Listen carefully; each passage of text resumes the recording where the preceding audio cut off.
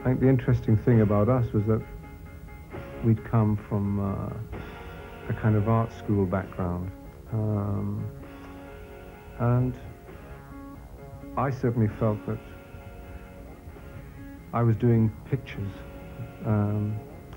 in music, and coming from that, rather than from coming out of years in music, playing in other bands and stuff, which we hadn't really done, that was quite a big difference.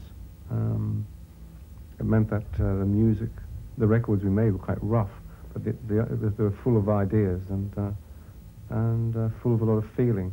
Yeah. And like this, on the first album, there's enough ideas there to influence 25 different bands, could all go off in different directions, because there's a lot of different stuff there. But now I don't really think we'd ever do another one. We'll see. I might kind of do some. I could imagine myself writing a song with, Andy or with Bryan or possibly even Phil or whatever in the future, but not to. You usually find that when groups like that, with a history, get together again, it's generally for business reasons, and it's like not quite as good as it used to be, and I would hate that to happen, because I have very strong memories of work we did, and I wouldn't want to undermine the value of that name, if you see what I mean. Yeah. The one I like best is Limbo, which is, I don't know if you saw that one, but it was kind of done very much like 20s Paris, cabaret, Josephine Baker, that whole thing.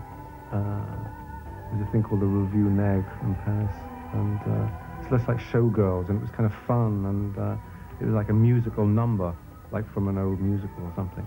I think it worked quite well, that one. How do you prefer to see yourself? I still see myself as,